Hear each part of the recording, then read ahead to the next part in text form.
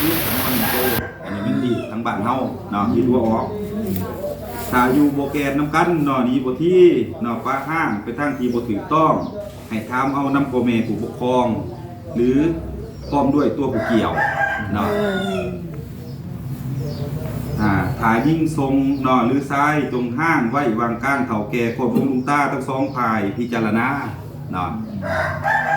เท่านี้เนาะแต่มื้อรู้ว่าเขามาเป็นเคยสู่นับตั้งแต่มื้อนี้เป็นต้นไปดังนั้นบทบันทึกฉบับนี้เราได้อ่านซองหนาให้ทั้งสองกับสองฝ่ายหับผู้นำกันขักแน่แล้วจึงพร้อมกันลงลายเส้นไว้เพื่อเป็นหลักฐานเนาะ